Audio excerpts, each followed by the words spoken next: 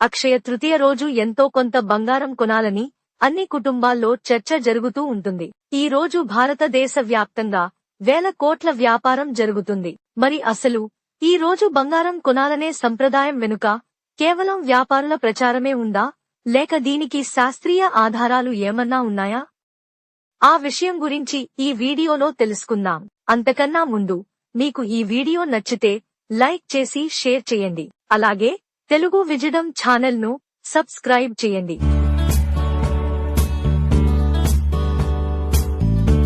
Welcome to Telugu విజడం, తొలి Telugu AI channel. ప్రాచీన కాలములో ఈ అక్షయ తృతీయ పండుగను దేవతలు, పితృదేవతలను ఆరాధించటం, గోదానము, భూదానము, వస్త్రదానము, సువర్ణదానము వంటి దానధర్మములు చేయుటము, తద్వారా తాము చేసిన దానములకు అధికమైన సంపదను భగవంతుడు ప్రసాదిస్తాడని, ఆయా సంపదలు అక్షయంగా అభివృద్ధి అవుతాయన్న సంకల్పంతో జరుపుకుంటూ ఉండేవారు. అది క్రమంగా మారుతూ వచ్చి మనం బంగారమును కొనుక్కుంటే అది రెట్టింపు, మూడింతలు అవుతుంది అన్న భావన పెరిగి ఈ రోజు అందరూ కూడా బంగారాన్ని కొనడం ప్రారంభించారు. దీనికి సంబంధించిన అసలు కథ ఒకటి ఇలా ఉన్నది. పూర్వము ఒక వర్తకుడు దరిద్రము వలన ఎన్నో బాధలు పడుతూ ఉండేవాడు.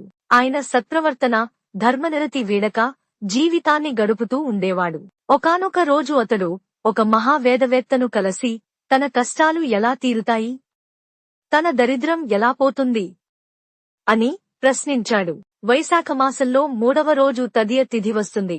ఆ రోజున బ్రాహ్మణులను, వేదవేత్తలను, పండితులను పిలిచి భోజన సత్కారములు జరిపి వారికి మంచి వస్త్రదానము, సువర్ణ దానము, తోచిన విధంగా దానధర్మములు చేసినా నీ దరిద్రము తొలగిపోతుందని, నీ సంపద అక్షయమై వృద్ధి చెందుతూ ఉంటుందని చెబుతాడు. అందుకు సంతోషించిన ఆ వర్తకుడు వైశాఖ మాసములోని శుద్ధ తదియ రోజున వేదవేత్త చెప్పిన విధముగా బ్రాహ్మణులను ఆహ్వానించి వారికి మంచి భోజనం వడ్డించి తాంబూల సత్కారములు సమర్పించి సువర్ణ వస్త్ర భూదానములు ఇస్తాడు. అనంతరం అనతి కాలంలోనే అతని సంపద రెట్టింపుగా పెరుగుతూ వస్తుంది. ఆ పుణ్యఫలం వలననే అతడు మరో జన్మలో కుశావతి నగరమునకు రాజు అవుతాడు. ఆయన అప్పుడు కూడా ఎనలేని దానధర్మాలు చేస్తూ పుణ్యకర్మలు ఆచరిస్తున్నప్పటికీ అతని ధనము ఏమాత్రం తరగకుండా మూడింతలుగా పెరుగుతూ వస్తున్నది.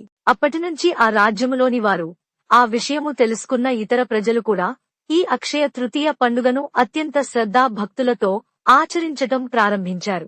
అయితే అది ఇప్పుడు కొంచెం మార్పు చెంది ఎంతో కొంత బంగారమును మనమే కొనుక్కుంటే అది మూడింతలుగా పెరిగి మన సంపదలను అధికం చేస్తుందన్న మనిషి యొక్క ఆరాటంలో భాగంగా ప్రతివారు అక్షయ తృతీయ రోజు ఎంతో కొంత బంగారం కొని పండుగను జరుపుకుంటున్నారు.